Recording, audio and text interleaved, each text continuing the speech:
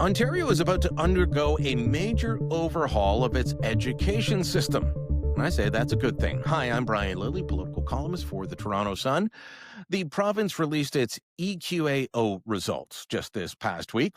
EQAO, Education Quality Assurance Office. This is the standardized testing department, and, well, the results weren't good. While over 85% of students in grade 6 could master and meet the provincial standard on writing and reading, so only about half could do the same when it came to math. Math scores have been a disaster for well over a decade now. It has been an ongoing source of frustration for governments of all stripes and something that no one's been able to figure out. Well, rather than just offer up a band-aid solution or a talking point, Ontario Education Minister Paul Calandra is taking a different approach. He wants a full review of the system. He's appointing an advisory board that is going to be given free rein to look at every aspect of the system, including whether to get rid of trustees, how the curriculum is developed, how teachers are prepared, and whether students are being set up for success. To me, this sounds like the right move and a long overdue one. Here's my conversation with Ontario Education Minister Paul Calandra. So, Minister, I know that it looked like to some that you were just saying, let's redesign the EQOAA testing. You're doing more than just revising standardized testing in Ontario. To me, this looks like a wholesale, let's take a step back and look at, do we need to redesign the entire education system? Am I wrong? No, you're not wrong at all. You're not wrong at all. When I looked at the results that we got from the EQAO, it became abundantly clear to me that whilst we're making some progress on certainly on literacy, reading and writing scores are going in the right direction. Math is not nowhere near where we want it to be. And then the discrepancies between boards within similar communities, like we have to get to the bottom of it. So it's not just the test, it's the curriculum, it's the resources given to teachers, it's how we are teaching the different subjects to our to students. It is everything. Governance is on the table. Everything that goes into preparing a student is on the table. I want the panel that we're appointing to be as critical of my ministry as I have been in many cases of boards, top to bottom. We've got to do better. And $43 billion, I think, investment in education, I think we demand and should have a better product. It's a bigger budget than some countries have. Let me, Yeah.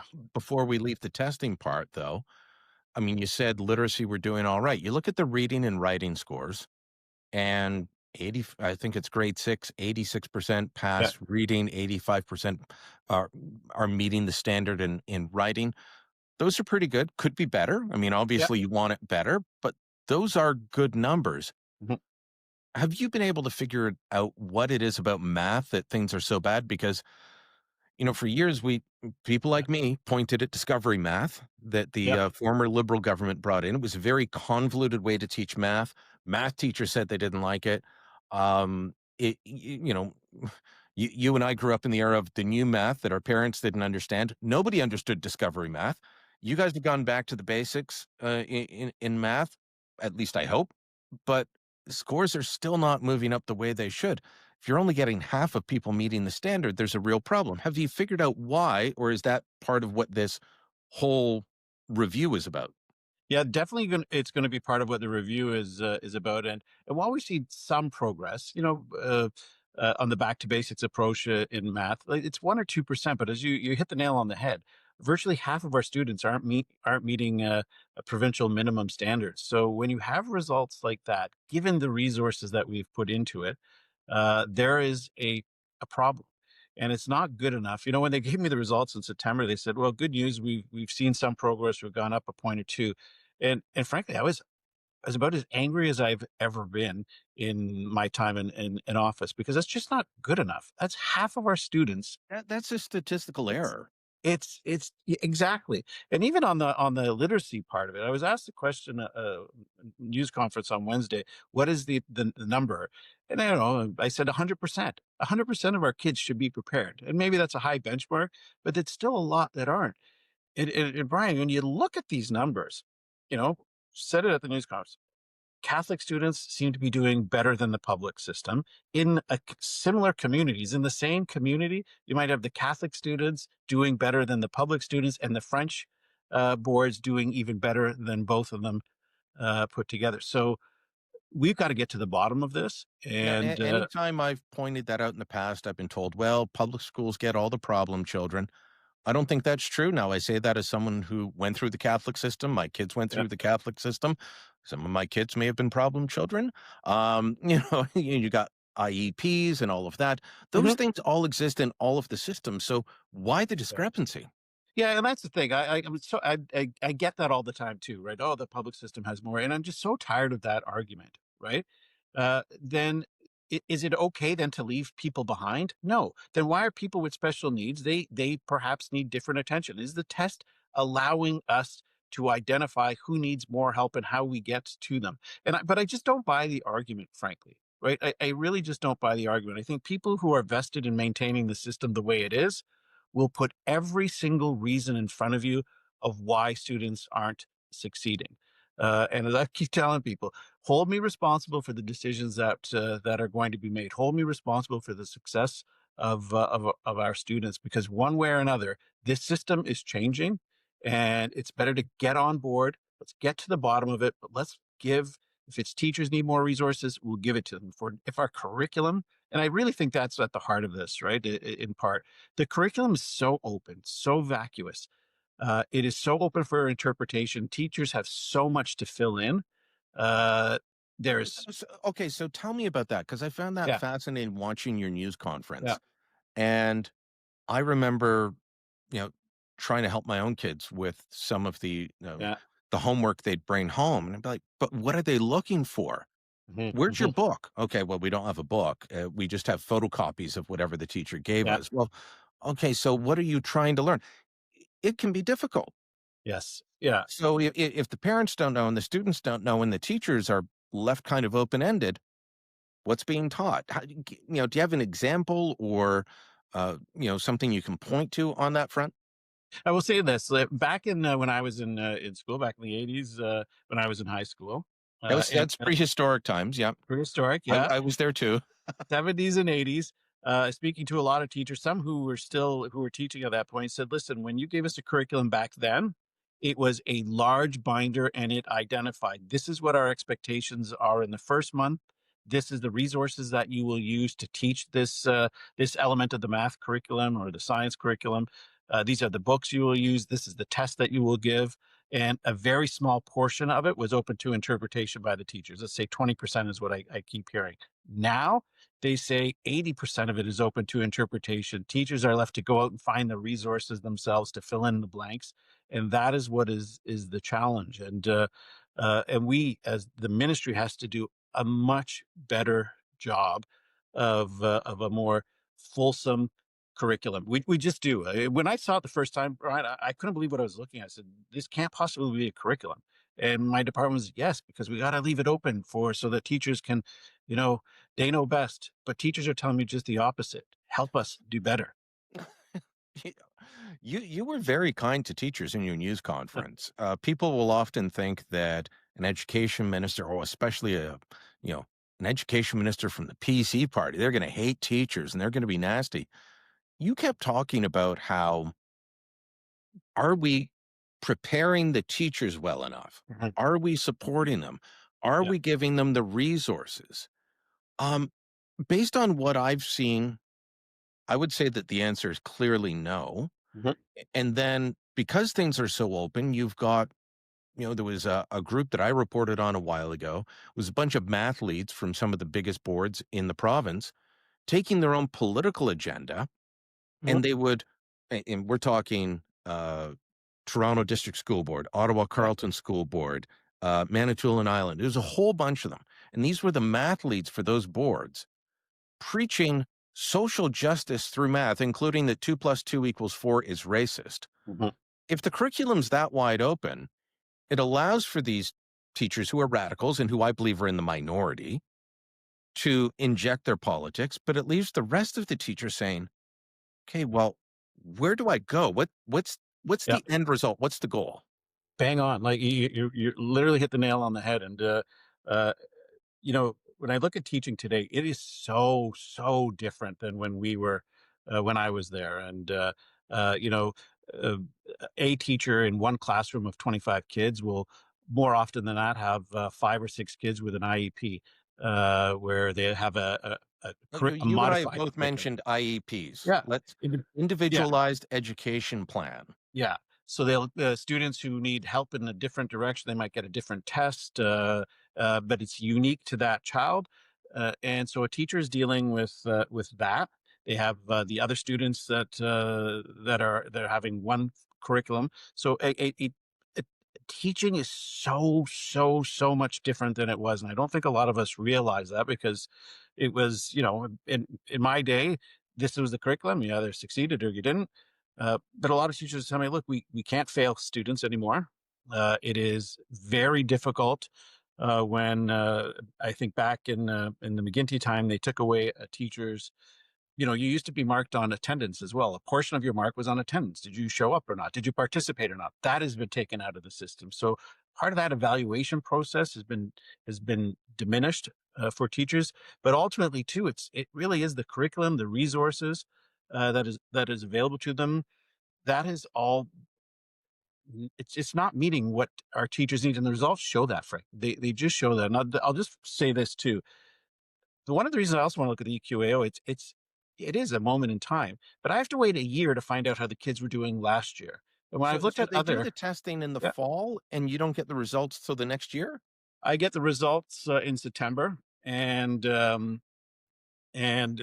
by that point, a lot of things are baked in. But when I look at other jurisdictions around the world, our competitors, frankly, they're able to know on almost in some instances on a nightly basis because they have a more standardized curriculum and all their grade 6 kids or grade 4 kids are writing a similar test.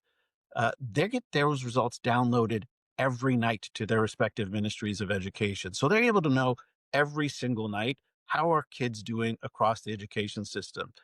We have to wait a year to get those results. It's no longer good enough. It really isn't good enough. So we've got to do a better job of this, and we just can't wait any longer. As I said, it's $43 billion, and with that, we're failing half of our kids. Just simply not good enough. You raised that point in your news conference several times. This is a $43 billion a year ministry. Now, about it's roughly 32 billion goes Mhm. to what's called core education. Then you've got capital expenditure. You've got about what is it, about $4 to $5 billion a year for the daycare program, the Yep, child care program that's under your ministry. That's still a huge amount of money. Like massive. it Mm. is what, 16 dollars a year per kid. Uh, Yeah, on average. Yeah, even in downtown Toronto, yeah, I could find a private school for that. And you know, if you can find a private school for that, then why are we paying so much and getting bad results? Not saying the whole system is a disaster, but the results are not there. I heard your frustration. You kept being asked about this advisory board that you're appointing, and it's going to be $1,500 a day. They're not getting that every day. They're getting that on days when they're actually doing things, yeah, and it's not a full-time job. Um, but you kept getting asked the question, well, isn't that a lot of money? I'd say 43 billion is a lot of money, and we're not getting results. yeah, yeah. Absolutely. And uh, what I'm expecting from the advisory board really is uh, will be the basis of what shapes our educational system for many years to come. But I don't want to leave people with the impression that we're stopping and waiting. Right? I'm still looking at curriculum reform. I'm revising curriculum as we speak. We are You're looking at not writing it governance. yourself, are you? No, no, Okay, good, but I good. will say this, Mm. Brian, we're going to get outside experts, but I have been clear to the department that it has to be more consistent, more fulsome, and we have to provide the resources so that teachers. I want to look back at the way we used to do it when we were more successful, and I don't want them filling in the blanks anymore. I am sorry that just has not worked, and I You want to can take have a all the fully up to divisiveness date from it. you can have a fully up to date curriculum for the 21st century Mhm. that still, fills in the blanks. It's not like Yes. you're not going back to a 1950s curriculum.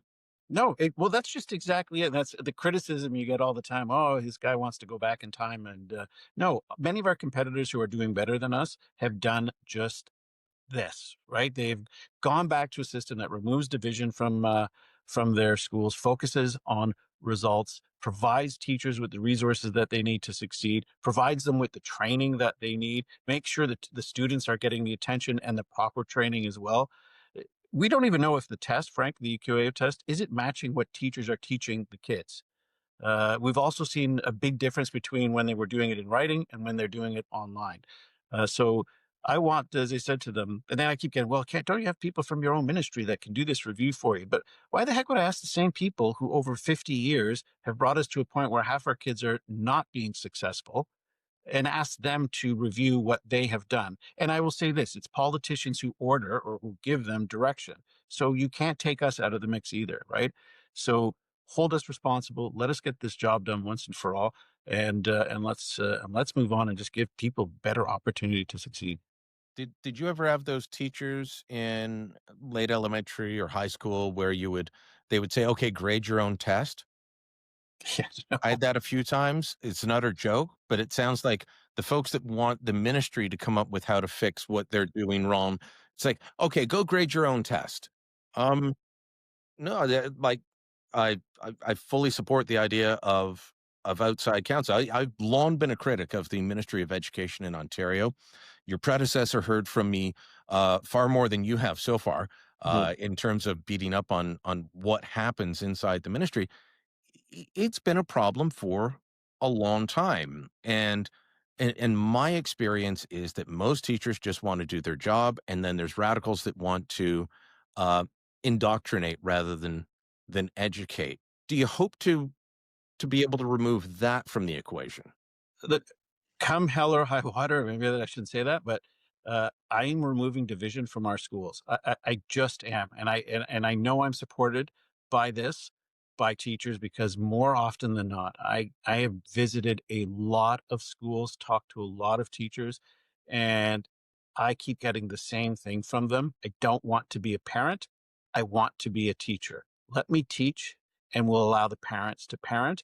And a lot of them have said to me, look, when we started passing that line, when we started moving into a direction that parents didn't support, that's when our schools became a bit more divisive. When students started taking more liberties with us because parents weren't supporting the things that we were doing. I don't know about you, but I know when I was a kid, uh, my teacher was the replacement for my parent. I never went home and said, "Oh, my teacher was mean to me."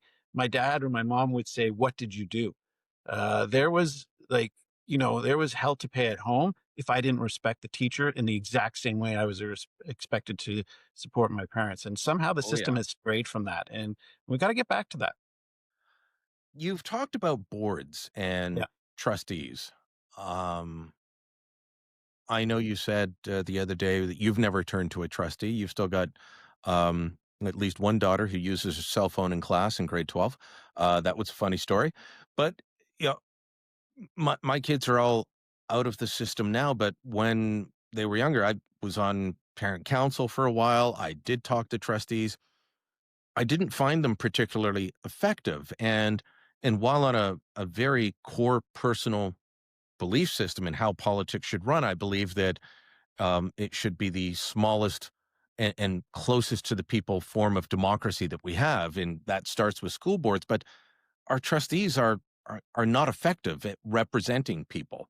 Um, how Yeah. close are you to saying this is something that we need to do away with? You seem angry about it, but are you there yet?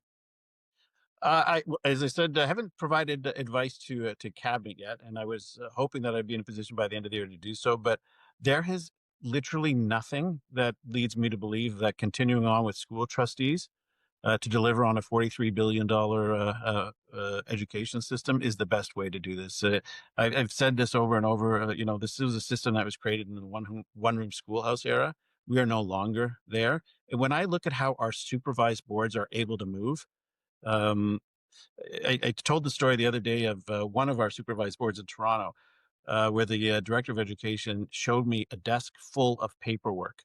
And it was 5 years worth of back and forth, back and forth, back and forth. our supervisor was able to make a decision in 45 minutes, saving the board 5 years of grief that they'd gone through, over $1.5 million to not make a decision. And he said that 45-minute decision by that supervisor is helping kids now.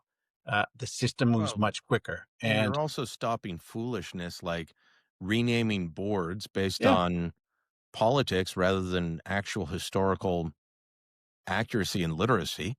Um, it's hundreds of incredibly frustrating. thousands just to decide whether we should keep the name of a school.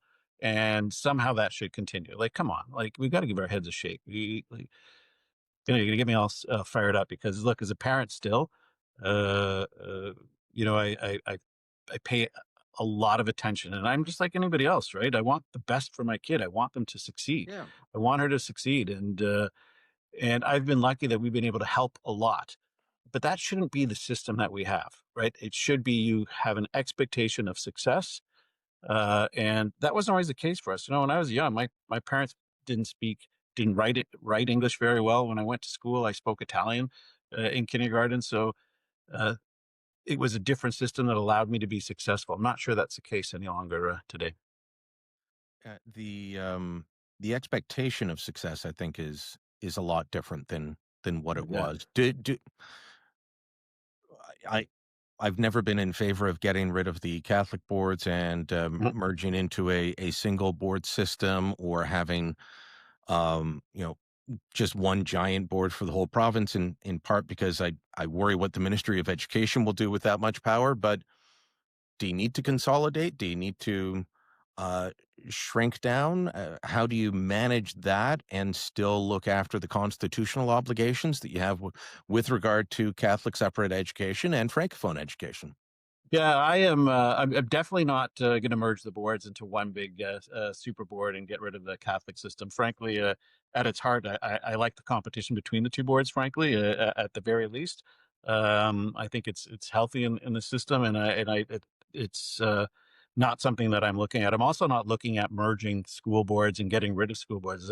When I've looked at other jurisdictions that have gone to the one board system, it is also not an effective way of delivering on education. So what I'm looking at now is maintaining the school boards, all of them as they exist today.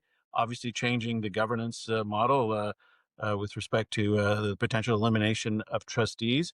Um, Respecting the French and the Catholic. We're doing that right now on the two boards that we're supervising, the Toronto Catholic District and the Dufferin Peel Catholic. Whilst the trustees at the public system are, for all intents and purposes, laid off, the Catholic trustees remain available to us for strictly denominational issues that might arise. We're doing that actually in the next few days in Toronto because the school has to be named, and in the Catholic system, it is the responsibility of the school board and the trustees to name schools. So I think we can meet the moment with respect to protecting the constitutional and charter rights of the French and Catholic systems, while renewing the governance model across all of the systems, but not eliminating the boards. I think they do perform an important local function, frankly, and I think it's valuable to keep them, to continue with them. I'll leave you with this, Minister. Yeah. Do you worry you've bitten off more than you can chew? This is this is a big undertaking. No, I honestly no. Uh, it just the work just has to be done. The work has to be done, and the premier was pretty clear with me when he was appointing me. He was get it done. Just move forward and get it done, and I'm gonna do it. I'm just gonna do it, man. Because as I meet with parents and teachers, they're also ready. They're ready, and the time has come. So we're gonna Uh, get it the done. the time has come. So all the best, Minister, as a long suffering parent and taxpayer and former student. The time has come. Best of luck with it. Thank you very Thank you. much. Thanks, Brian. I appreciate it. Let me know what you think of the conversation you just heard. Is the minister on the right track? Is Premier Ford and his government headed in the right direction with this review and promise to overhaul the system? Do they need to go further, faster, or are they simply on the wrong track? You can leave a comment down below, share this on social media, and don't forget to subscribe to our channel.